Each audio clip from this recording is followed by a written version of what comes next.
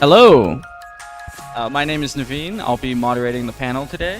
I think the way we'll start this is we'll do some introductions. So first off, my name is Naveen. Like I said, I currently work at Three Black Dot as a talent manager. I kind of just deal with talent-facing issues, campaigns, that sort of deal, and all that jazz, basically. Toss it down to Chris now. Hello, I'm Chris. I'm from T1. I do the video editing. My role is a junior video editor and producer. I handle a lot of the stuff mainly on the Valorant side when it comes to producing content. But when it comes to video editing, I do a lot of the stuff just Western facing in general. Our Western teams right now are just Super Smash and Valorant. I don't really handle a lot of the stuff on the league side, but every once in a while I'll do some stuff to help. But that's it for me. I'll pass it to Justin. And one thing I forgot to add is, if you want to tell us where you went to school and what your major was, feel free to add that.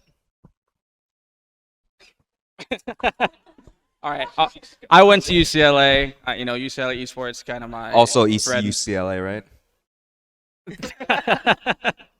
Hi, my name is Justin Choy. I work as the PR and influencer manager at The Guard. My basic job is handling media requests and interview requests from media outlets as well as the leagues, and also handle managing the content creators at our org. So that involves signing streamers as well as scouting up and coming talent as well. Oh, also I went to NYU.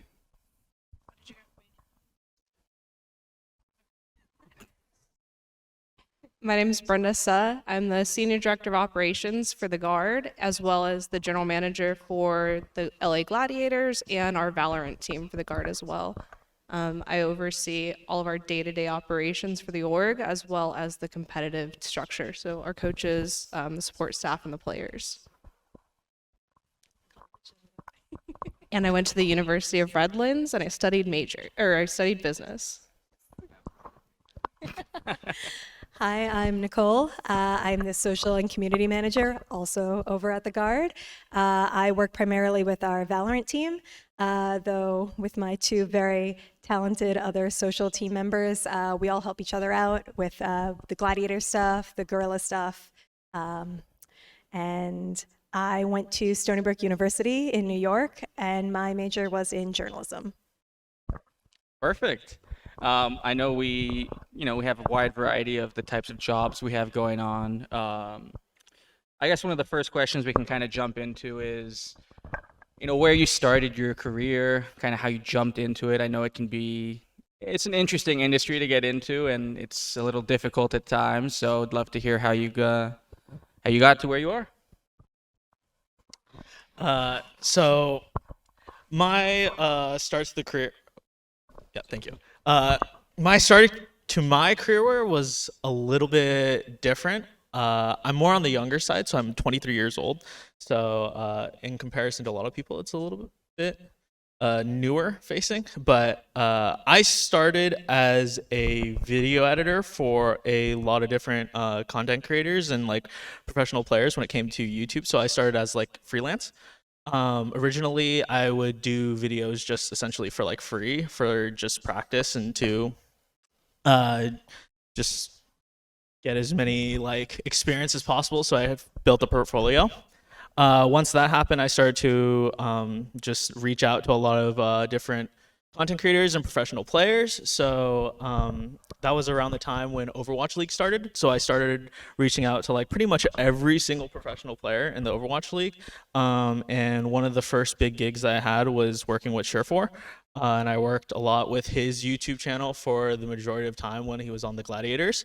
And then after that, I started working with Mendo, who originally was in the Overwatch League at the time. But after the first season, he ended up dropping out. And was just a content creator for the Houston Outlaws. And then we started uploading Apex videos, and that ended up doing really, really, really well. And then after that, I was working a lot with UCLA Esports and their club to do content. And then I started my internship at T1 and eventually got hired full time. Awesome. Compared to Chris, I definitely got into esports way later than most people. I'm like definitely not endemic to this space. I graduated college. I worked at agency side in the advertising world.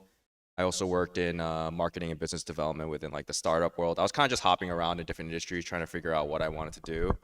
And kind of like through that, I've met the guy who basically got me my start in esports, his name is Arnold Herr. He's currently the CEO for Gen G. But it was around the time that Seoul Dynasty was first formed and Overwatch League was starting, and they were looking for a brand manager for the position. And so I got the offer a week after Christmas and moved out to LA a week later in first week of January. I took a really backwards path through college. I was in community college for a lot of years before transferring to the University of Redlands, which gave me a lot of operational experience. Anything from managing a salon. I worked in Target operations and like distribution as a manager. And then had an opportunity to work with Seoul Dynasty alongside Justin in season 1 of Overwatch League. That was it just happened that I had met the right person and had the opportunity to join them. I think it was as an assistant project manager for the team, just handling the operations as they were living in Burbank. From there, I decided I loved esports, but that might not have been the exact fit for me. I left, went back to corporate, worked at Esri in location analytics, before getting a call from my previous boss to say Overwatch League's expanding. There's another team that I think might have a similar mindset and fit for kind of what you want to focus on in esports. Joined Guangzhou Charge shortly after, led that team through their first season before leaving as they were going to go back to China. The 2020 Overwatch League plans were chaotic, and I wanted to stay in LA and joined Cranky Sports and Entertainment, which is where we're at now. And I've been doing that since. Similar to Justin, I had my path was definitely not linear. I went to school for journalism. I struggled in college to be able to find a paid internship, which was a big factor for journalism students wanting a career right after they graduate. Sadly, I couldn't afford to take non-paid internships, so getting out of college, I knew I needed to start paying off loans, so I got into book publishing. And from there, it wasn't what I really felt passionate about. I had a concentration in broadcast and video. I had experience with editing, and I wanted to focus more on that.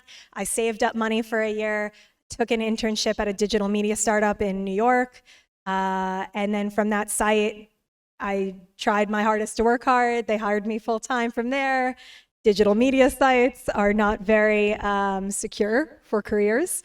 So with a lot of shifting around, I got stuck doing just freelance video work, feeling really unfulfilled in the digital media space.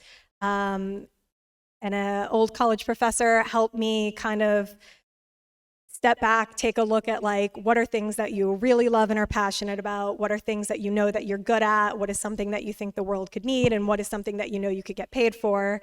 And it all came back to like gaming, esports scene. I loved that. And after a year of doing freelance, looking for digital media jobs, having this conversation, realizing, my God, I want to work in gaming, the very first job that I applied for in gaming, I got, which I was very thankful for, which was at an agency called OS Studios. We took on sports and gaming clients, where my first client ever for social media was with the Washington Justice, professional Overwatch League team. And from there, I had multiple more clients. I had worked with social media for the Lakers gaming in 2K. And then from there, I just kept growing. And that was in 2019. And just a few months ago, actually, I saw a really fantastic opportunity with the Guard, and was so glad they took me on for that. That's awesome to hear. I know we have a lot of high schoolers watching right now and, in the audience. I guess the one thing I'd want to ask is, you guys discussed your path. What was kind of the this is what I want to start to do with my life. I want to work in esports and so on. Yeah, I'll start out here, I guess. So similarly with what I was saying, I always knew I loved gaming. It was something that kept my older brother and I civil growing up. But I never really saw the representation in a lot of marginalized people in the gaming industry, and I didn't think I had what it took to become a developer, work on the production side. And yeah, it really wasn't until I sat down where I was at a point in my life not happy with what I was doing and had that conversation of figuring out how can I take the skills that I have and direct it towards something that I am passionate about and I really like. And yeah, that's when I figured, if I don't see the representation in gaming, maybe I just go for it and see if I can become the representation in gaming. And I'm really glad I took that leap. And especially now in more recent years, it's really nice to see more people with a lot of different backgrounds getting into the scene. And yeah, ever since getting involved in 2019, I just knew like I want to keep doing this. I want to keep being in this industry, doing what I love. So I'm very grateful for that. For me, it's probably I was always focused on kind of the organizational behavior side of things, and the like, team dynamics, and even in any of my managerial roles, I always worked to just build a strong team. So that was a lot of what drew me to esports, because I think there's a lot of challenges to that space. There's a lot of dynamics that you don't face in a traditional space that were important for me to kind of dig in to figure out, like, how does all of this work? I know when I joined Seoul Dynasty, it's like you have a full international roster that's just living in LA for 2 years out of a house in Studio City. Yeah, like, how is this functioning and operational? And how do you make it sustainable, or like where does it grow from here? So that was really important to me, and that's for some of those reasons is kind of why I left Dynasty at the end, was to figure out, like, do I have the actual experience to help build this out from the ground floor, or do I need to go back and like find some more professional development and gain a little bit more hard experience? And then in joining Charge, when they took kind of the leap of faith on me and vice versa, I realized there's no better person to start it than to just jump in, and to kind of accept those challenges. And that was definitely the moment that brought me back in and has kept me here since, is trying to figure out how do we solve all of these problems. Dang, everyone else's sounds so noble. Whereas like mine, I just feel like a lot of my goals, at least career-wise, was always directed towards wanting to work in entertainment. And I've always felt that gaming kind of was an extension of the entertainment industry. I actually came from like a K-pop background. I worked a lot kind of like in the production and touring aspect of K-pop in like the early 2008 time, like 2008 to like 2012 is when I was like heavily working in K-pop. So like I worked the BTS Red Bullet tour when they were first getting started, and kind of saw all that happen. And when I was presented the opportunity to work in esports, for me, it kind of was like the perfect time. I was kind of getting burnt out from the music world, and I felt like the gaming industry was becoming this kind of new frontier that everybody wanted to get into, but they just were unsure as to how to get into it. And so this was like, I felt like it was a good opportunity for me to enter it and learn and work in an industry that will eventually become somewhere that people really want to get into, which is, I think, happening now. And that's kind of how I discovered the Guard and KSC as a whole, and found out where I fit in terms of like being a piece of the puzzle, but also being able to kind of create something that I envision for myself and what I want to create. And so that's kind of how I got my start in gaming. I've always been into gaming.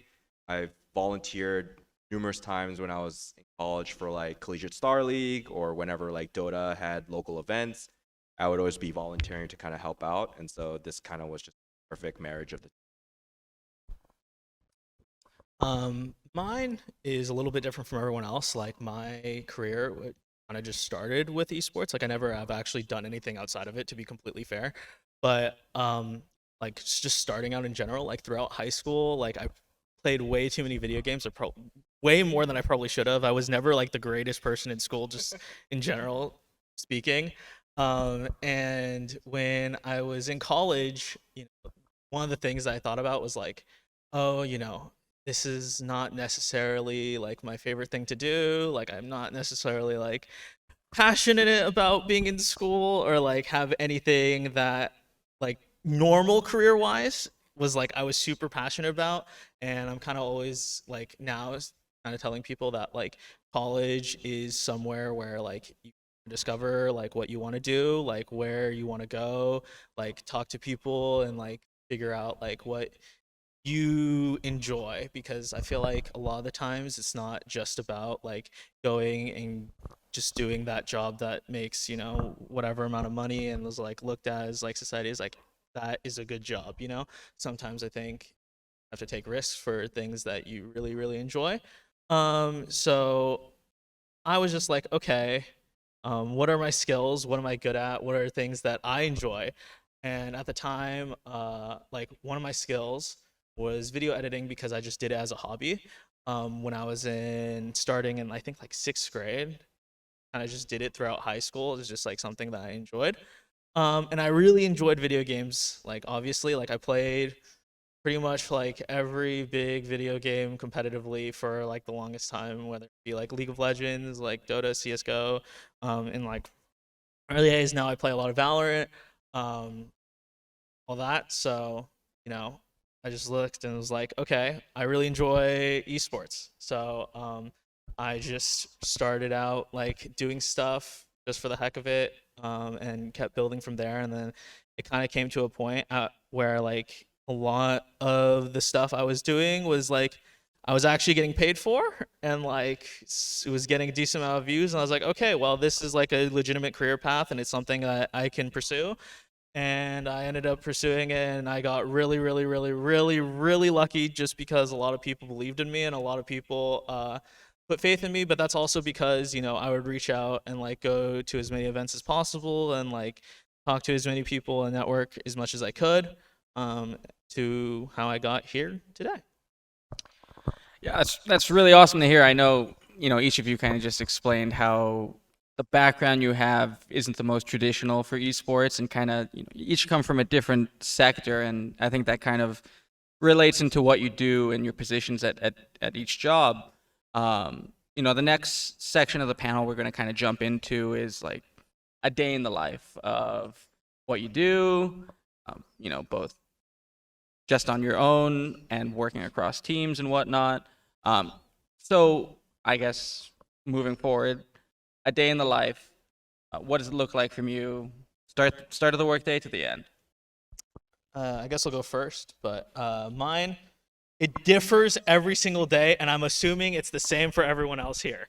Our days are nowhere near the same from day to day. I think it really just comes down to like the day of what is going on. Like it could be an event day, it could be just like a normal work day, it could just be other things. So like that's kind of how I would categorize it. Like some days like there's events for our teams, so like that starts essentially whenever we start playing, or like honestly even before, like an hour before, just to prep. And that usually starts depending on whatever time the tournament starts or circuit.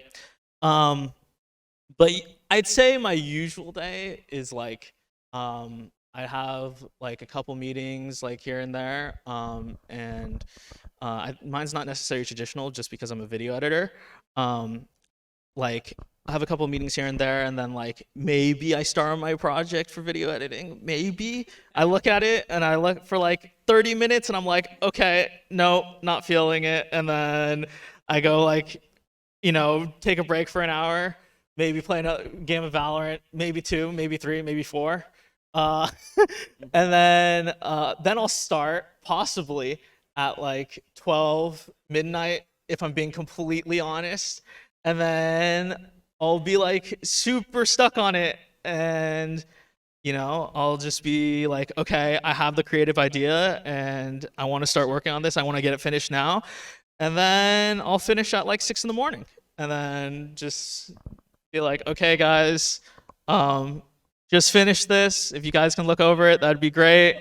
But I'm going to bed now, so when you see me next, might be in like 8 hours. So good luck. But that's like, I'd say, my traditional day. I mean, it might be a little bit different for everyone else, but I feel like that is kind of like my day. Yeah. For the parents watching, That's- I not all video editors are like this. Yeah, I'm a little bit, my schedule's all over the I think that's just the video team across esports. Okay. Usually my day-to-day involves like the standard meetings with like other team members, kind of just figuring out what our goals for the week are and kind of what we need to complete in terms of like what's coming up in our pipeline. Outside of that, most of my day-to-day honestly revolves around just being on Twitch 24/7. A lot of my job revolves around finding and scouting talent that would make sense for us to sign as a streamer. And so a lot of my hours are dedicated to either researching upcoming gaming categories and finding creators within that category that I feel like have the potential to kind of really grow given the right resources, or it'd be with meetings with agents to kind of talk with their talent and kind of build up like at least a preliminary idea of what we're thinking for like a deal with the talent. Yeah, most of my day is pretty much either watching Twitch or talking to other creators and figuring out what their goals are and if it aligns with our org. Gotcha. I don't think there's enough time during this panel to cover most of my day-to-days, but I guess the snippets would be if it's in the off-season roster construction, that could look anything. If it's a great roster period, just picking up talent and signing them, or that could be 8 hours tucked in a room with my coaching staff and our analysts and stuff, trying to figure out what's the next move. In and out with conversations with agents on the roster side. From the operational day-to-day, it's figuring out where the hurdles for our team or our staff, how do we remove them, opening up a facility and managing a construction project currently, juggling all of my direct reports and making sure that they have what they need for the week, making sure that we're on par for like what we're looking to do as an org in the course of the year, and revisiting those goals, kind of adjusting them. We're in a big growth phase right now, so talking through like what are the gaps and what are the things that we need to better support the teams. I'll just stop there. There's a lot more. Similar to what everyone else has been saying, it can vary a lot day to day. Sure enough, for social media, you are on social media a lot. Just like most people, I wake up, immediately open Twitter, except of looking at my own, it is the team account. I typically try to make sure to clear out emails and DMs in the morning, sync up with the other social team or the creative team, working in social, at least especially on at the Guard especially. We link up a lot with the creatives from video to graphics. A lot of our ideas that we will pitch towards them, they are the people that bring them to life. And it's a really great collaborative environment. So we'll shoot ideas back and forth. And then I try to typically take a good amount of time to look and plan as far ahead as I can. A big thing with social media is not only having the foresight to plan things that are going on within your organization, but global things, conversations that you can get in on. Is there a championship that maybe we weren't involved in, but like we can be part of the conversation? Is there a new agent launching? Is this a national holiday coming up? Little details like that. Any way that you can work it in to get in on a conversation, trying to see that, plan it, and see how it can mesh with the upcoming activations, streams with either our players or talent, just kind of fitting that into a schedule. And then, like Justin said, talking with even more people across the org, figuring out what upcoming events are happening, how can we start marketing for that? How can we start putting the word out for that? So it's just a lot of planning and then just immediately hopping back on social media, making sure everything's going up properly, jumping from YouTube to TikTok to everything. It never ends. Yeah, I mean, social media machine is constantly going, so I completely understand you. Um, I guess with the way the guard has been going recently and T1 coming back into the office and not being remote as much, do you guys have like a favorite memory or anything along those lines that you've really, liked and it makes the job easier, makes you want to come back, keep doing it day in, day out? I think for me, it's a big part is community, which has been difficult the past couple of years without being able to have live LAN tournaments, not being able to have in-person watch parties with communities. Something that, a memory that really stuck out to me, which really solidified that this is what I want to keep doing, was with Overwatch League in the 2020 season. There were homestands where teams got to host big LAN tournaments in their hometowns, and the Justice was lucky enough to have like 4 that one year. And for one of ours, as I was like going through DMs one day, someone who was part of like our fan club community reached out and was like, hey, I don't know, through an Instagram DM, I don't know if anyone's gonna see this in time. My girlfriend and I have been big fans of esports. We started dating because of esports. Like, it's something that we love, we come to see together. And the Justice have been a really special part of our story. And I really want to propose to her at the homestand. I don't know if this is something that we can coordinate. And this was sent in a DM like 8 hours before the next one. And I like dropped everything. I went to the OWL broadcast staff. I went to my supervisors and was like, hey, like, is there any way we can make this happen for this fan? And sure enough, like, we switched a lot of things. Our run of show, which was set, which you're not really supposed to tamper with before a giant live broadcast, we managed to flip it all around, and we got it to be a like main segment on the actual broadcast, and he proposed to his girlfriend, and it was just a really special moment being able to help make that happen for someone.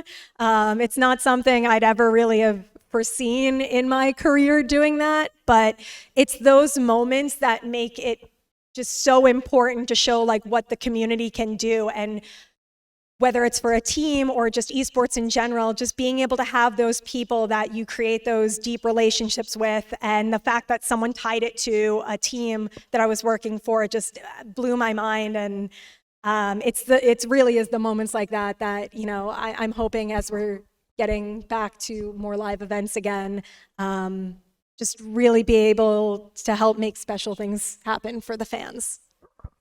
Yeah, that is a very special moment. That's gonna be hard to top. So, I think mine's a two-pronged answer on like what like makes me love my job and keeps me coming back day to day. I think is the fact that we have the ability to like enact change in the immediate. If in a more corporate or like a traditional structure, there's a lot of red tape. Getting policy changed or making like these small minor things takes time, and requires a lot of buy-in across a lot of different groups. For us, because not just because we're lean staff, but just in general, because esports it's still in the infant stages of an industry, you're able to produce change like today, tomorrow. And I think like from the Guard, we're in a definite position where we were able to launch a brand new brand in November of 2021 and bring it to fruition now. And even our day-to-day is still shifting around what does that look like. And then the smaller elements of that are more of those like specific aha moments is just watching our teams develop. I love working with an org that believes in bringing in and taking the chance on younger and like developmental talent that's really focused on team culture and dynamics and how we layer those in. So to be able to bring in, players or even coaching staff and watch them develop the experience and the memories that they're not just going to have within our org, but are going to take into the rest of their lives is something that's really special and important to me. I guess for me, a big thing is being part of an org that really empowers you to follow through on your ideas. I think what I've discovered with the Guard while working, which has been one of the best things about working at the Guard, is that I think no idea is immediately discarded or said no to.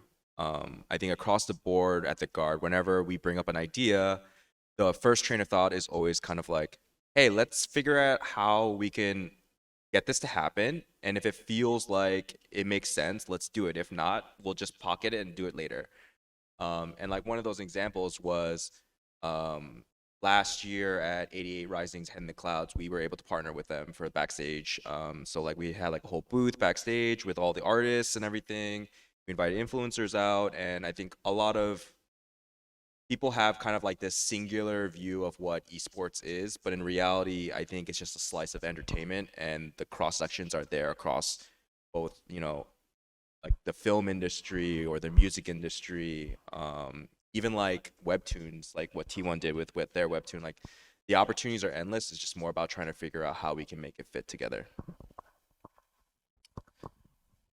I think I'm just lucky in general, just because my job is like what I enjoy doing. It's not like the thing that like, oh, people come back from work and then there's like the thing that they do after like what they enjoy doing. Like my thing that I enjoy doing is my job, which is like very, very fortunate. In terms of like things that like I've really enjoyed or like anything that has happened like as of recently, we work very remote, and just like being a video editor, you work very remote just in general. So recently our Valorant team came down to LA, and they boot camped over at G4, which is over in like Burbank, Glendale area. And it was like the first time, like I think over my entire like almost 2 years at T1 that I like got to like pretty much see and like interact with like most of the staff and our professional players at the time. So it was a really good experience, and it was like fun to like just like film and like be around everyone and all that. So especially after COVID. So yeah. Perfect. And I think that kind of segues into our next question. You guys work with pro players, streamers on a regular basis, and their hours can be, quite taxing, quite long. How do you deal with that? And, when creating content, you're kind of at their whim. How does that look on the back end, I suppose? Yeah, I mean, I think Justin will have a lot more to say personally, but for me, I think it's just a lot easier than it is for most people, just because like I kind of just grew up with like a lot of the professional players that are around now, and I kind of work on their same schedule and kind of get it. So a lot of their complaints actually don't bother me, and a lot of like the random like time schedules and time differences like don't bother me as much. Like if they're available at like 2 a.m, then like that's okay with me. It's like it's not a big deal. Like if they're available at like 10 a.m, then I'll just stay up. Screw it. Like it doesn't matter. It doesn't bother me too much. I think a lot of the thing is just like being patient with a lot of them, and like kind of just like understanding like, oh, they have a lot of their own things that they want to do, and like they're constantly streaming, and that's like their main focus, and then like all they want to do is play video games, and they could care less about like all the more like business stuff that kind of has to go on in the background. That definitely does. Like they don't care about all the partnerships that they have to go through, like, oh, you need to tweet this out, oh, we need to get like content for this, oh, you need to participate in these scenarios. And I think like definitely some people are a lot easier to work with than others. It just depends. But I really enjoy working with all the professional players and content creators and all of them, just because it's like how I function as well to some degree. So yeah, I think everyone else though might have differing opinions. I feel like working as someone who manages talent, I've come to appreciate my parents way more, because I feel like a parent when I'm managing the talent. I'll just be like, hey, you have a live stream tomorrow at 3 p.m. Let's try and sleep early today and not stream for like 10 hours straight till like 7 in the morning, huh? Let's rest up, eat a good meal, and be ready, tomorrow. Or I'll be like, hey, we have a meeting at 1 p.m. Make sure you wake up, and it's webcam, so, make sure you clean your room so it doesn't look like a mess behind the webcam. Things like that where I'm just like, my parents were right, and I just did not know. I was so in the dark. No, but it's like a lot of it also depends on structure for a lot of the talent. I think a big thing that I've learned from all the previous orgs that I've worked at is that you create a system where the talent slowly starts to learn and treat their content creator position exactly what it is, which is a job. And so along with Brenda, like we try to teach both incoming talent as well as players that like, hey, like this is a 9 to 5. You come in, you have an email, you have a calendar, you got to check that. Everyone else here is like a working professional. If you message us at 2 a.m., you can't expect a response because we also encourage kind of like that work-life balance. And so once it hits off the clock, like we don't want our talent messaging like Nicole at like 3 in the morning, be like, hey, I'm going live. Can you retweet this for me? It's like, no, she's sleeping because she has to wake up in 5 hours for work. So it's definitely about creating a structure for the talent and the players so that they start to learn basically that, hey, like this is a 9 to 5, this is a job, you have to treat it so it's not just like you streaming for like 10 hours and then your job is done. There's more to it.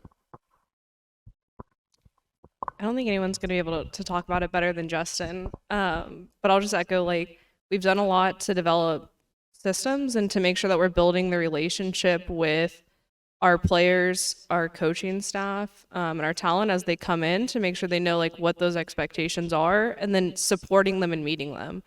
I think it's really, me and Justin have probably too many calls a week that are, how do we handle this conversation? And if your first reaction is like, hey, we need to issue a fine, or like this is always a knee-jerk reaction to correct it, it's much easier to sit down and just have that conversation and explain like why things coming in at 3 a.m. Are not going to get it done, or like why it's important to do the content piece, or why sponsorships do matter to them and how it impacts their career and the industry as a whole and the longevity of it.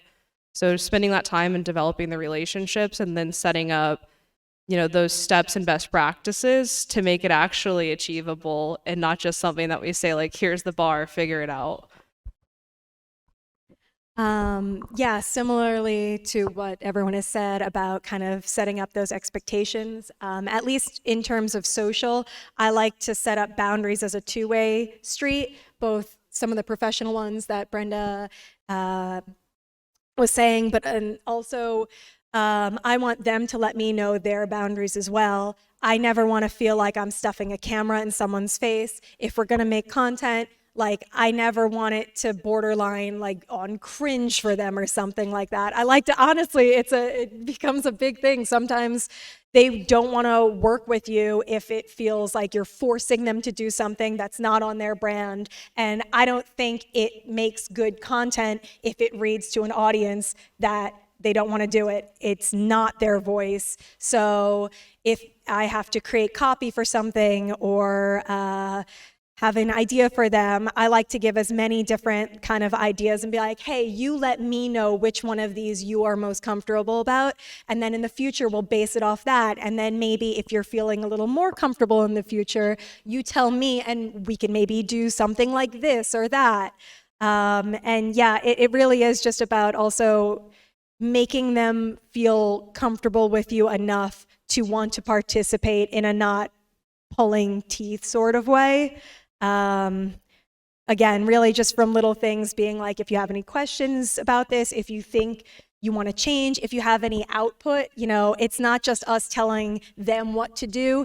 If they have an idea, we want to be open and listen to it as well, to try to accommodate, and yeah, make everyone happy.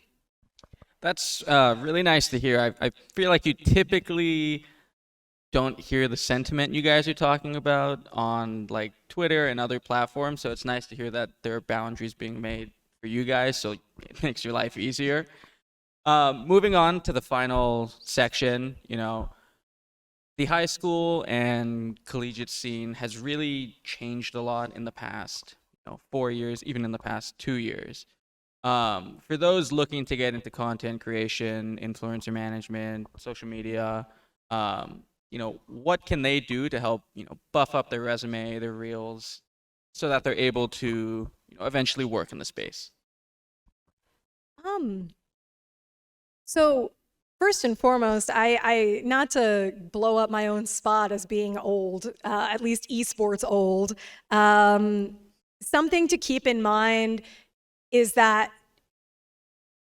even though there are a lot more esports and collegiate programs at the high school level and a collegiate level now, if you aren't able to get into the industry right away, don't let that discourage you or stop you. From some of the stories of how we were saying we got into it, orgs are sometimes looking for experience that isn't just, necessarily to know the scene, but to have other job experience on top of knowing about like the scene and gaming and things like that. So I would just say it's important to keep like growing. If you want to do content creation, keep doing it. Even if it's not like your first career, do it on the side. If you can make that time, try to make that time. And then even if you're working in a field that isn't esports or gaming at all, you never know when you can take those skills that you've built up elsewhere, which will look really valuable to a future employer. I think it's great to be really good at one thing, but I think it's even more, it's an undervalued aspect to be good at many different things across the board. You never know if you're like, yeah, like I really love video editing, but I also know how to work in graphic design, or, I have a degree in like English or anything like that, where it's like I can write, I can copyright, I can copy edit, because you never know if someone's like, cool, well, I want you to both do edits and then also help run the org's website or something like that. You really never know where skills that you didn't think could relate to gaming could be roped into a future career. So I would just say, don't give up. Don't be afraid to wear a lot of different hats.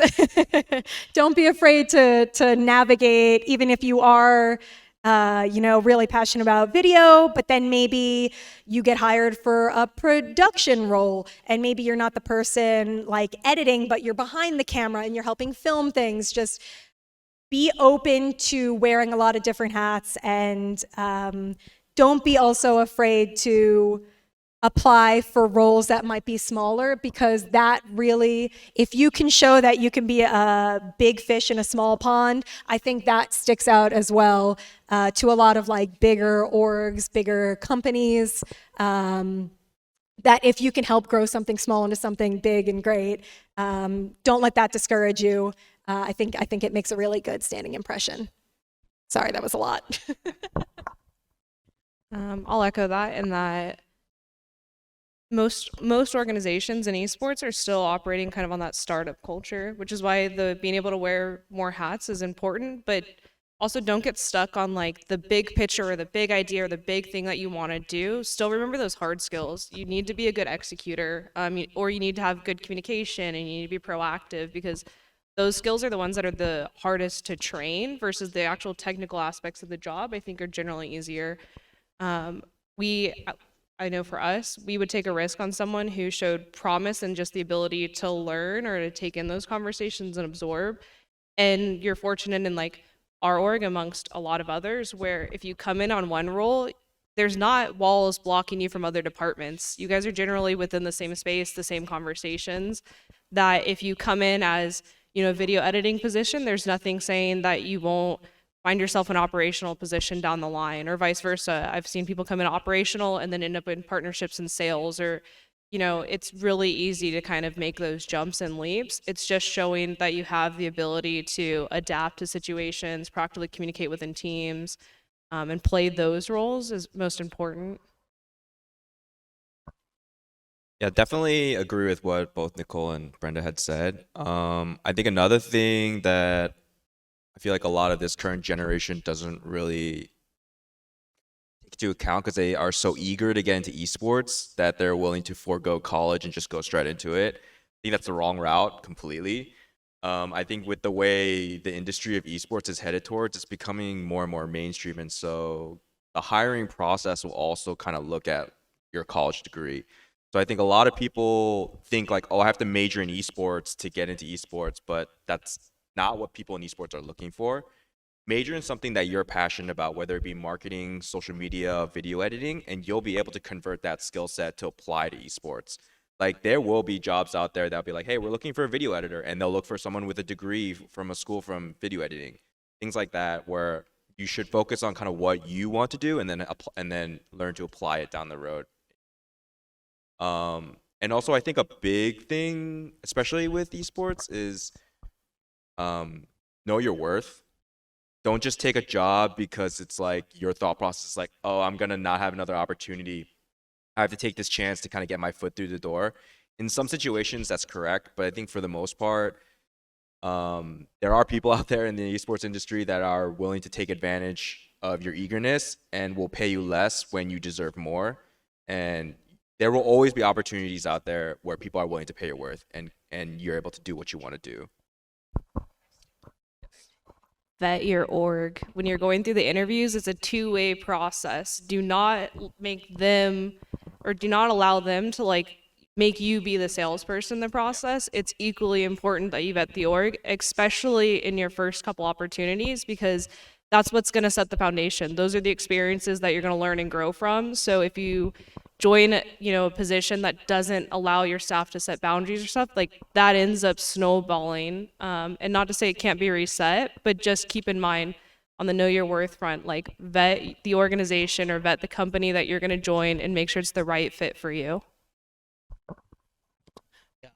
I don't want to sound like an echo chamber just because like a lot of what they have said is like pretty spot on for the most part, like when it comes to just like just things in general. But my general advice that I would like to speak is that like go to events, go out, like speak to people, go out and like reach out to people. A lot of the times like people will reach out via like Twitter or like LinkedIn or something and just send like a cold message and it's just like, hey, hello, can I ask you a question? Don't do that.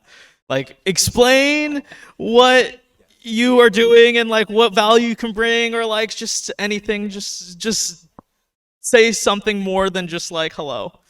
It's super important. And I think going out to events too is like a big important part as well, because like when you go and talk to someone in person and then tell them about yourself and tell them about like what you do and like where like you can get some advice and get some help, it's like that's how you become rememberable like as a person. And that's what you want to be. Like you want to be rememberable. You want to be able to go up to people and they're like, oh yeah, I remember you from that one time. Like, and if you keep doing that and you keep going out and reaching out, eventually like more and more people will like give you opportunities and you'll build your network. And like even once you get into a position, building your network is still important, because not only will it help you with your job when you're in that position just to speak out to other people who are working in other orgs to help you out, it helps with partnerships, it helps with maybe even transitioning into different jobs, it may even help you get a raise in the future, like who knows, like a lot of just going out and networking is super important, especially because esports is such a small scene, and there's like such a like small knit group of people that like all pretty much know each other. So like one connection can lead you to all of them. Sorry, it just reminded me with DMing people as well. It's very important to be confident in yourself and your abilities. Do not DM a company or a specific individual in a position. Tell them how you could do their job better than them. You might think that's a power move. It is not. It does not work if you're telling someone, I think your graphics are terrible. Look at mine. I should be doing that. That's not the move. Don't do that. You can, 'cause we're going to do one more. Yeah, I mean, on the topic of social media, I'll just say like I got my current position at my company through a Twitter DM, and it does work. You just have to, you know, like they all said, make sure the DM has substance. Otherwise, you're just gonna get passed over. And on the topic of networking and Twitter, there's a common theme that people say esports lives on Twitter, and in addition on LinkedIn, where it's easier to reach out and talk to people that already work in the industry. Do you think that it matters having social media presence to get into the space? And on top of that, outside of the two platforms I kind of mentioned, do you suggest any others to start building up early on? Ooh. Yes, absolutely. Don't be afraid to promote yourself on your own social media. If you feel like you need like a private account to have with friends, and if you're posting like memes and whatever on there, definitely keep that as well. But I think everyone should be promoting their own self on their social media. It was, weirdly enough, as someone working in social, something that I didn't like to do up until a couple years ago. I always preferred being the person on like the other side of the camera, helping other people like build the brand's account, build the talent account. And I had a coworker who sat down one day and was like, you should really not be afraid to also put yourself out there. You don't want to limit the things that like you've worked on and make connections for yourself. And it's true. You never know who might see like a piece of your work on your social media, or who might see something and then might DM you in the future and be like, hey, I really like that thing that you were promoting, like that edit you made, or, oh, I saw that you worked on this project. Like, I'd love to talk more about that. And definitely for esports on Twitter, that's important. But yeah, don't be afraid to use your LinkedIn. A lot more orgs are starting to use their accounts on there as well. So definitely make a LinkedIn account. And then honestly, TikTok too. If you have a TikTok account, advertise that, because short form content really is becoming the major push across the board, not just in esports, but in a lot of digital media and entertainment. So if you have numbers on there, even if you're posting silly things, honestly, don't be afraid to promote that elsewhere, because again, that's a really valuable asset that a lot of orgs and companies are looking to expand into. So definitely just don't be shy in promoting yourself. Nicole's right. But if you go to my Twitter, you'll notice I take the opposite approach, 100%. I do agree, though, that especially if you're trying to get into it, if you're trying to get your foot in the door, it's really important. And realistically, you should take as many avenues as you possibly can, whether that's networking in person, cold DMing people, or writing emails and messages, growing your own brand or presence to do that. But I want to just make sure that the asterisk is there, is that you don't always have to do that. I know for me, I've never had it and I never did, but I was fortunate to continue working in the space because my internal work spoke for itself. And then I, had the right network from there to have referrals into other positions. So don't feel like if you're highly introverted or if you're someone who doesn't want to do that stuff, that you always have to. Sometimes your work can speak for itself, but it's just making sure that you're taking opportunities that get the right people in the conversation or the right eyes onto your work. And that's probably also because I'm coming as an operator position where the execution is like what really matters. If you're focused on content or social media, that advice is probably a bit more skewed. Your work should be represented on your socials, but just don't think that that's a stopping point. There's always other ways, and a strong resume can account for it. It's just how you tell that story and how you bring in the meaningful experiences as well. Yeah, I feel like I'm kind of like a hybrid between both of you guys, because it's like, actually, I didn't even pay attention to Twitter until I entered esports, because that area was just like, all I knew about Twitter was that was where all the degens went. And then I entered esports, and I was like, oh, I am also now a DGen. Great. Trial by fire, right? But I've never really been focused around like trying to promote myself on social media. I think a lot of it, at least for me, I've always been focused on letting my work speak for itself, and the people who need to know about how well I did are the ones who know about me. So like I only really care about like the people who need to know who I am, recognize who I am, and that I'm good with that.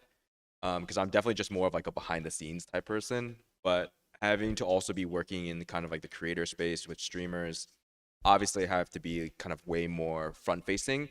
And so that's kind of where the balance comes in, where like I have to also be active on social media and like actively talk to talent through social media, because that's just kind of like where they all live. I think it's never a bad idea to build out a brand for yourself, because I think as an employee and as like a person yourself, you should be your own personal cheerleader. Like if you're not gassing up yourself, like what are you doing? Come on. Like you can't be showing up and just being like, I'm like pretty good at the job. Like you can hire me if you want. Like no, you got to walk into that interview being like, I'm the best for this position and this is why. Right? You got to be confident that you can do that job better than anyone else that's applying. Yeah, I think the main thing is that depends on what you're doing essentially. Like a lot of it like has to do with like what you're going for, just like positional wise. Because some things that you do is just not easily expressible on social media. But as a video editor and as someone who comes from more of a content space, I think it's really, really important to be able to express your work in some way, shape, or form. Like yes, it could be a TikTok. Yes, it could be on Twitter. Yes, like it could be on any like social platform, even like on YouTube, building a channel of some sort.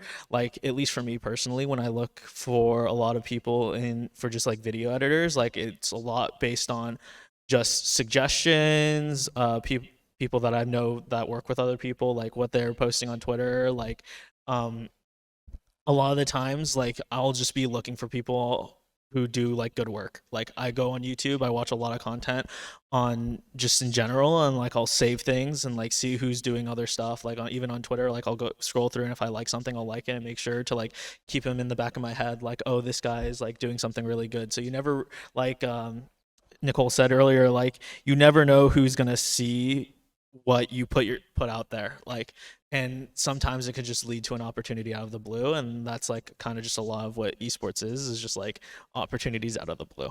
Like you just never know when something is going to pop up, or someone's going to need a certain person, and a lot of the time it's not necessarily about like, oh, this, you do the greatest work possible, we're looking for the person who does the greatest thing ever, like they put up 1 million subscribers or what. It's not necessarily about that. Like a lot of the time too is just like, we need someone right now, and we need someone who's reliable and like good to work with, good at communicating, and like maybe they're not the greatest video editor in the world, but we just need someone who is like good to work with. You're good at working or whatever you do, and you're just reliable overall.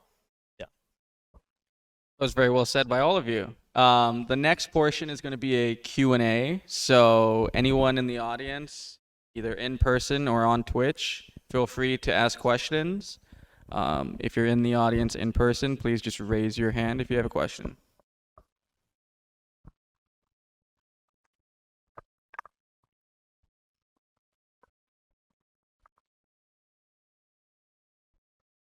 What's your guys' favorite part about being in esports?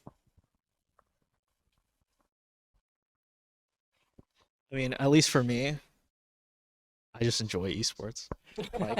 Like I was pretty much just a fan before it anyways. Like I would just go out to all the events anyways, and I just play a lot of video games. So I think just me being in the scene is the enjoyable part. So I don't think my answer is very good.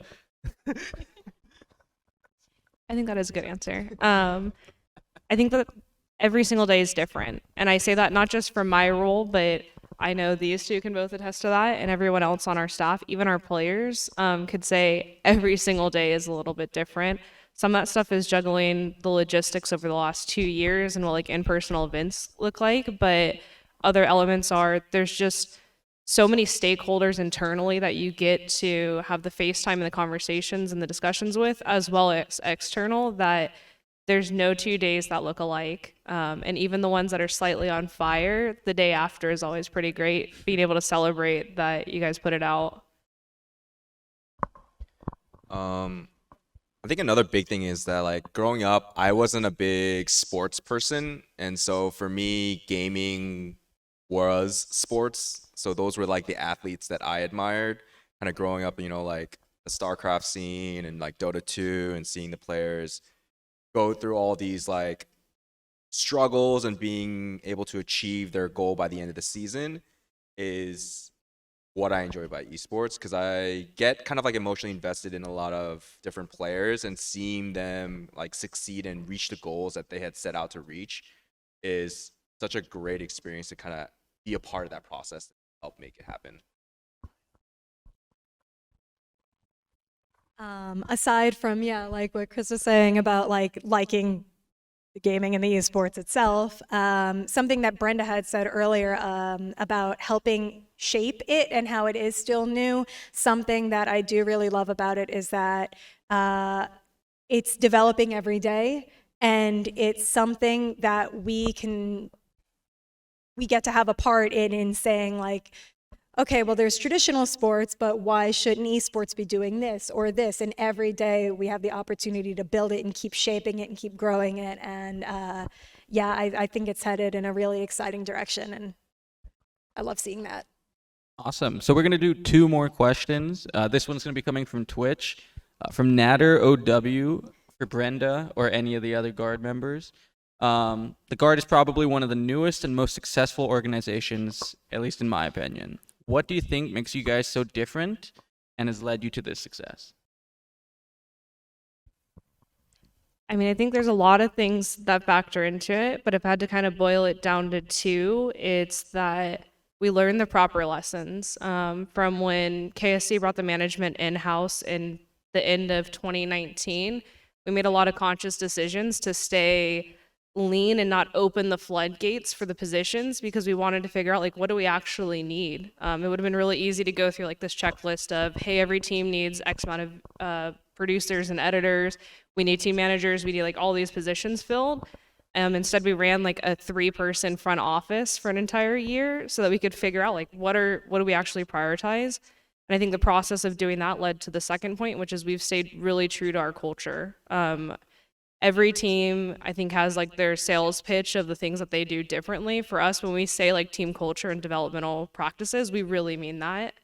Mostly because even from a leadership position, that's things that we're not willing to give up. We'd rather invest into the talent and do what we feel like are the right things and take that low-hanging fruit that other orgs might make different decisions in, because we're playing for the long game and we're making sure that the space and the industry as a whole are shaped by elements of that and not by taking the fast, easy solutions.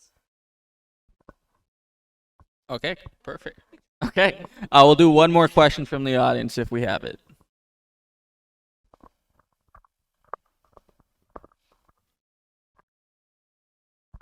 I have a question for Nicole, but anyone can answer. So we touched on really weird gamer schedules as well as being on Twitter. So I wanted to ask, how do you take care of your mental health and set boundaries when there's like no limits in gaming? That is an excellent question, and not to sound discouraging, but that's one that I still am figuring out. I think the thing with social media, because social never sleeps, it's always on, I think being able to communicate with your higher-ups or your teammates, like if you were covering matches a weekend, you're like, hey, like, I really have to like do adult chores, make a doctor appointment, do laundry. Just communicating the second that you feel like you might be teetering towards burnout, don't be afraid to express that, because your higher ups understand that if you've been going and going and going and going, you don't want to hit that wall. So being able to recognize when you're kind of on that teetering point, or at least having coworkers who also can identify it and help call it out to you too. I'm someone where sometimes I don't always recognize that I need to step back and take a minute and pause and, pass something off to someone else. Like, okay, you guys can take this for me for today. I think it's just something that you have to just be mindful of yourself, and ultimately don't be afraid to ask for a break or the occasional day off, or just even asking for help. Even if you're kind of sometimes like a control perfectionist personality, having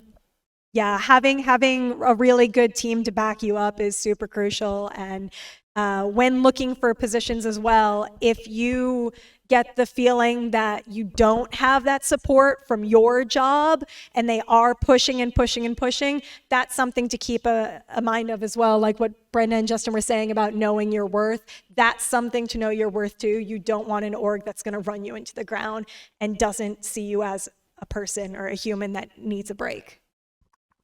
And kind of just echoing off that, I think the key point of what Nicole said was definitely communication. I think if you're working at a good organization, they're always going to be looking out for burnout and your own mental health. And so if you communicate to your higher ups, being like, hey, like I've been working nonstop for the past 3 months and I just haven't been able to take a break and just kind of disconnect. If you have good management, they will understand where you're coming from and want to give you that break to recharge because they don't want you to burn out.